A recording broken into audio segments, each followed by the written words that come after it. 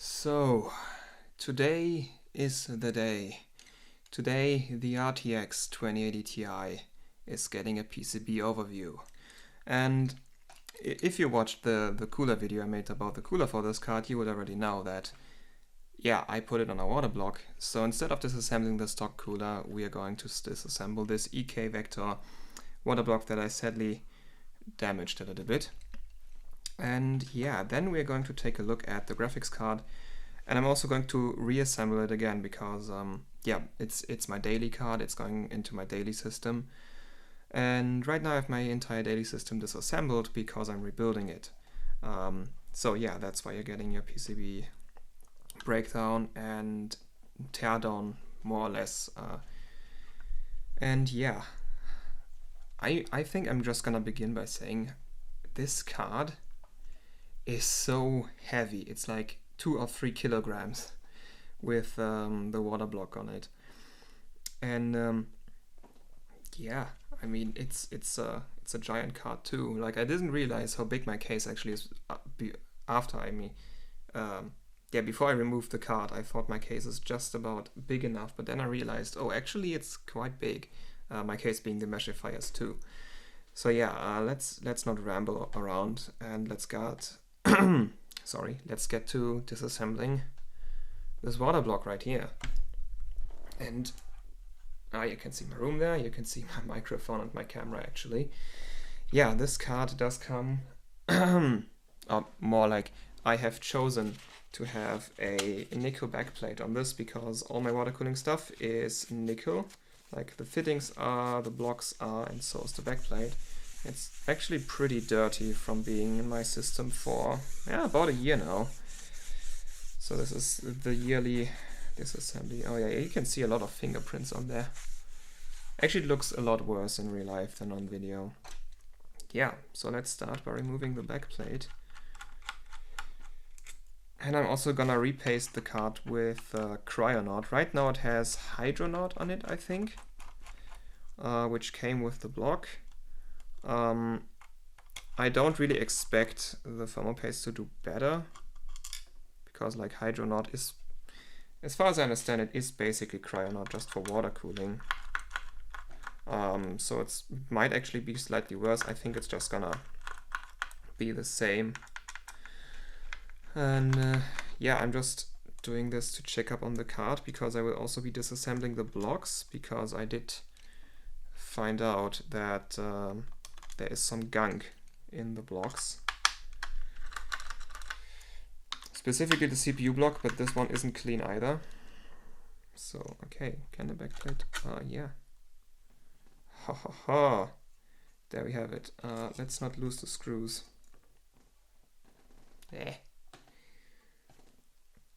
I think you were able to see my face there. Gonna blur that out just because I don't really feel like revealing it just yet. But yeah, here you have your thermal pads. The pressure on the VRAM ones is pretty nice. The one on the VRAM 2, the one on the back of the core, yeah, it's okay, I guess. One thing about this backplate right here. So all the other EK backplates do come with standoffs or like plastic washers that you put on here. This one doesn't, and the manual also doesn't tell you to put these on. And there also weren't any, if I remember that correctly. So, I mean, the card has been fine for a year without those. It's just kind of weird that this card doesn't come with them. And yeah, here we already see the back of the RTX 2080 Ti AORUS Xtreme. And so we have, this was a backplate screw. We have a screw right here. Yeah, here we have plastic washers on these screws for some reason.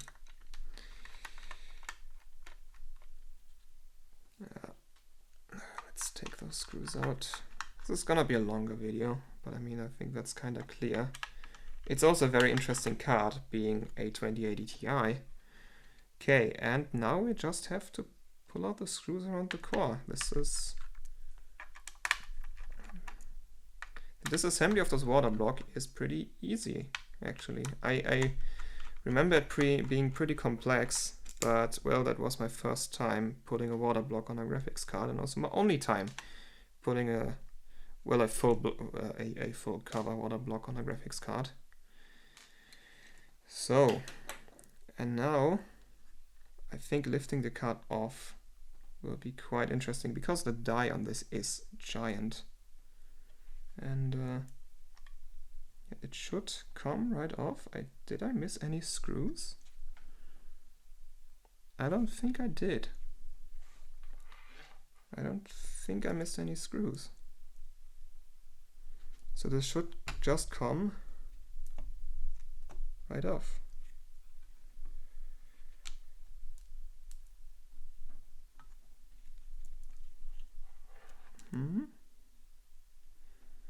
Yeah, there are no...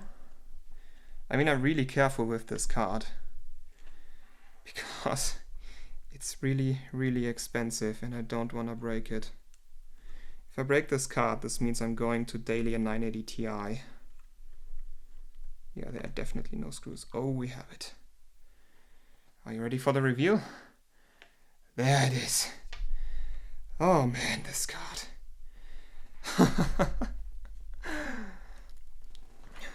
Yeah, so the thermal paste spread was pretty good. And one of the thermal pads decided to stay on the cooler. Yeah, VRAM pressure is pretty good. Capacitors, coil, inductors, well, yeah, I don't really have to cool those. But EK decided to include thermal pads anyway. And yeah, here we have the card. And I'm actually gonna remove all the thermal pads from it because I wanna get into the PCB of it. Well, now the card is really light. Yeah, the water block is basically all the weight of the card. So yeah, I'm gonna pull these thermal pads off very carefully.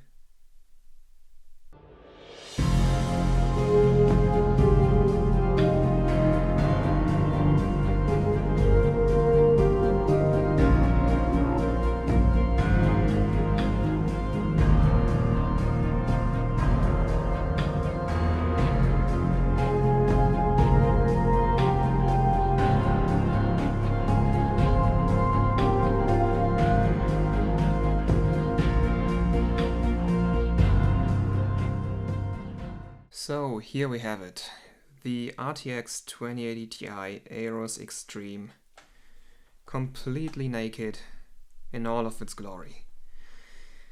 Damn, this card is massive, and like on this PCB the core might not look that big, but I'm gonna get another card for comparison.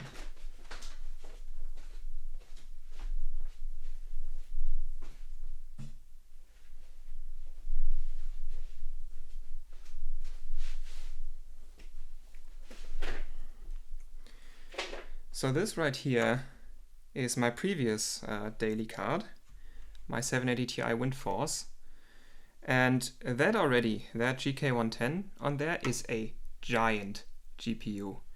And the TO102 on this RTX 2080 Ti is even bigger. It is so big, and it does look kind of small because of the PCB, but like this is a normal card. So like, the perspective is kind of wrong for that to work, but like, yeah. I mean the 780 Ti core, the GK110, and also the GM200, these are already freakishly big cores. And then you have the TO102 on the RTX 2080 Ti, and it's just even bigger. And yeah, so a closer look at the core. You can see this particular core was made in Korea. I don't know where NVIDIA or TSMC, I think, is the foundry for these cores. Makes all their stuff. This one comes from Korea. And it's a TU102 300A K1A1. The A indicates that this is a bint chip, that this one is like a good TU102. There are TU102s that do not have an A. And these TU102s basically clock worse, they overclock worse, and having an A chip which you're gonna have pretty much on any good higher end card, except when your name is Asus, because Asus uses the non-A ones, which just make the card worse because the PCB can handle the card, the core.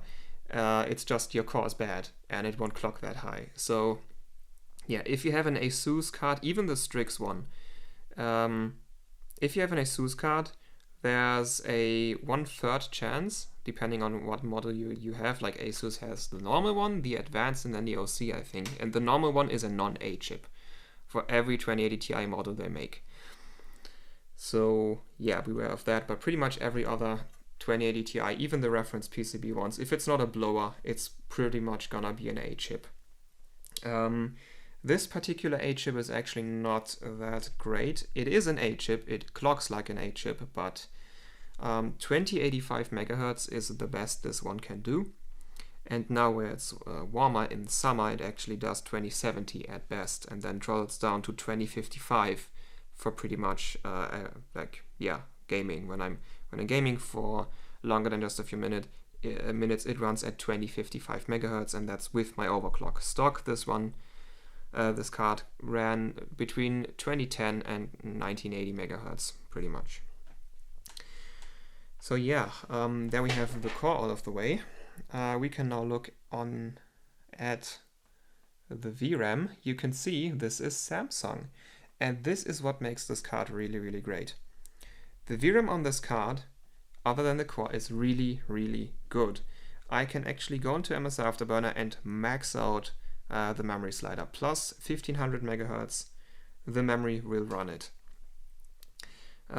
So this brings me to above 17 gigahertz, like real world or whatever that clock is, like effective clock. And that's really, really, really good. Even the Samsung card. So if you have a Samsung card, it's probably gonna clock better than a Micron card. And even for the Samsung card, this is really, really good. Samsung does normally around like 1200 offset. This does 1500, which is just the max that MS Afterburner can set. It can probably do more. So yeah, that's what makes this card really, really great. And yeah, now where we have the basics out of the way, let's get into the PCB. So this being a custom RTX 2080 Ti, we do have an 8-phase with 16 physical phases. So you have 16 power stages, 16 V-core inductors, but these run in groups of 2. So you have 8 phases total, controlled by this chip over here. That is a UP9512. I think actually it's upside down. Come camera, focus. Focus on it. It's not that hard. It doesn't wanna. Here you have it. Yeah, so this is a UP9512. This is an 8-phase controller. So more than 8 phases just doesn't work on this one. And then actually for the 3-phase memory over here, we actually have another UP9512. That's just driving these 3 phases. It might drive some other minor rails on the card, but I'm not aware of that. So yeah, so we get 8-phase V-core running with 16 physical phases. We get 3-phase memory, which pretty much every 2080 Ti runs 3-phase memory. And yeah, the power stages this one uses are 70 amp smart power stages from Fairchild. I don't know the exact model number. I'm gonna put it into the video. I think it's FDMF something. So these are 70 amp power stages from Fairchild, which pretty much everyone uses. There are also 70 amp power stages from Texas Instruments. These are used by Asus on their Strix model. These are very, very slightly more efficient. But if you have 16 of those, that doesn't really matter. So yeah, this is pretty much, in terms of power stages, pretty much every 2080 Ti uses these 70 amp smart power stages from Fairchild. Same goes for VMem. VMem has the same power stages. And yeah, that's for the VRAM actually. And one thing that's special about this card is actually the size of the inductors. So most 2080 Ti's just run these style of inductors. These are the semiconductors you find on the reference card, I think, and they use this just for every VMEM or vCore inductor you find on the card. And as you can see, Gigabyte opted for other ones, these magic R15 inductors. And so choosing a different inductor is not really anything special. It's just these are very, very small. And having very, very small inductors, so the size of an inductor normally indicates how much current it can handle, this could be potentially a problem, because having a small inductor means it can handle less current. The thing is just, in the real world, this is not gonna be a problem, just because you have 16 of those again, and a 2080 Ti is not gonna pull enough current to max out every single one of those. And actually, you also have, like, there are more cards than this one that use these inductors. Also Gigabyte on their 1080 Ti cards, they use these inductors, and I think EVGA also used this for the 1080 Ti for the win. And there was never anything about these cards having problems with burning out their inductors, so this is pretty much just, I think it's just Gigabyte wanted to save some space. Though actually they could have just fit those here. I don't know, maybe they just had a lot of these and wanted to use them. And yeah, that's probably it. Then also for input and output filtering. So this card has a lot of input and output filtering. So on the reference 2080 Ti, you actually see that a lot of these pads are unoccupied. On this card, Gigabyte just populated every single pad that they have. So you get 6 of these. I think those are, let me look at these up close. Oh, they're actually not. So these are 330 microfarad SMD aluminum polymer capacitors. I thought they were 470, but they are 330 for vCore 2. Yeah. And then the ones on the input side are actually, at least these ones, these input filtering capacitors are 470 microfarad. These ones are 330, all of these are 330. And then these ones here, which is actually a package that I never saw anywhere else. Yeah, the markings on them are actually quite difficult to read, and I can't really make sense of them. So the capacity of those is, unknown. But you can kind of see they have the same footprint. I think even the exact same solder pads as these ones. So these being bigger but on the same kind of solder pad, it probably have a slightly more capacitance. And yeah, I really like seeing a lot of those, especially for output filtering. And also on both sides, because that means your VRAM ripple is gonna be reduced. And yeah, so that's always nice to see when a manufacturer goes out and populates every single one of their capacitor pads for output filtering, because more output filtering equals more better. And yeah, and then also a nice thing that Gigabyte, actually I think only Gigabyte does this. I don't think there's another manufacturer that does this. So you can see there's actually 8, so to say, phases on each side. So actually there's like 4 phases because these run in pairs of 2. But you have your vCore VRM equally distributed on each side. So what you're gonna see on pretty much every 2080 Ti, except on the Zotac one, they don't do this, but every other 2080 Ti splits the vCore VRM. So you have one side vCore here, and then the other side of vCore here. And what most manufacturers do is they have like 10 phases over here, and then 6 phases over there. Gigabyte has 8 phases on each side, which I actually like. Because that means you're gonna have the equal amount of phases on each side of the core, because of the core having vCore VRMs on both sides of it means it has to be designed to receive power from both sides. And having an equal amount of VRM on each of those sides is gonna be a good thing. So you're not gonna have slightly better voltage on one side and then slightly worse voltage on the other side, because you have less phases on one side and therefore the voltage ripple is higher on that one. And yeah, so that could theoretically result in a problem. I don't think it does that much in practice. I still like seeing it though, because like theoretically this would be better, and also I really like symmetry. So having 8 phases on each side is a good thing for me. So let's take a look at the back, shall we? So what we see here is actually a lot of unoccupied space. So this is actually where the RGB logo is on the back plate. And then here we see a thing that I don't like that much. You see that here? That right over there?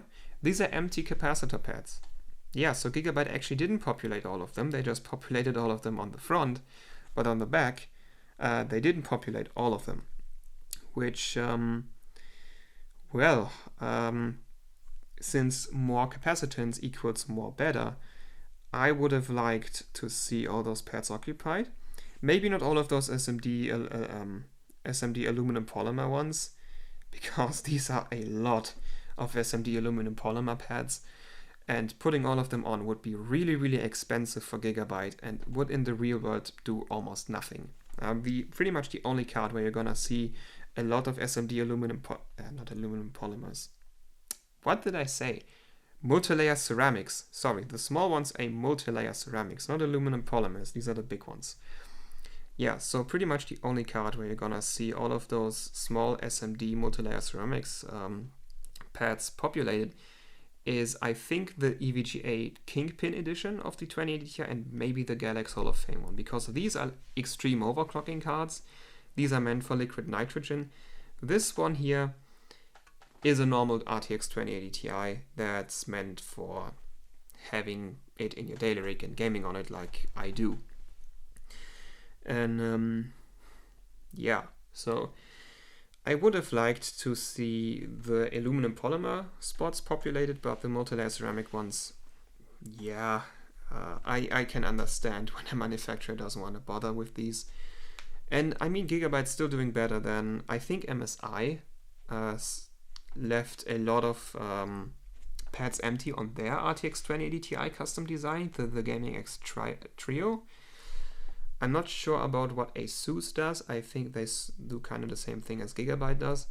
But like MSI, if I remember correctly, left some of these pads empty, and I think they actually used the exact same amount of capacitors as the reference PCB, even though they had space for more. Which, yeah, I mean, that's just a good thing that Gigabyte does. Gigabyte's certainly not the only manufacturer, but like, yeah, I like seeing a lot of capacitors here, because these are certainly more than the reference card has, and also some custom PCBs have.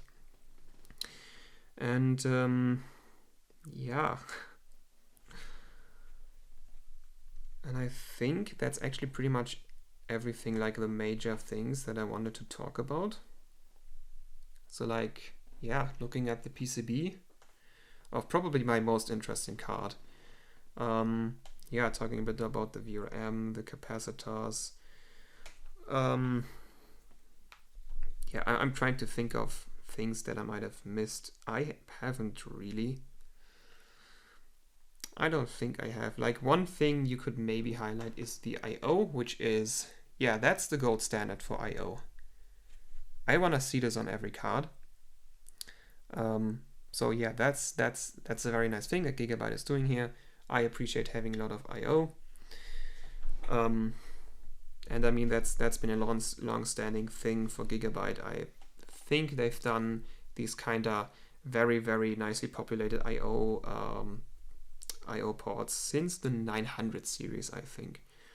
So yeah, that's a long-standing tradition of Gigabyte, and I like that. I don't really need them. I just have 2 monitors, but having more options is always a nice thing. And yeah, I think I'm gonna put the block back on now. So if you're interested in the PCB overview that I usually do, you can basically close the video now, because now I'm just going to reassemble the block onto the card.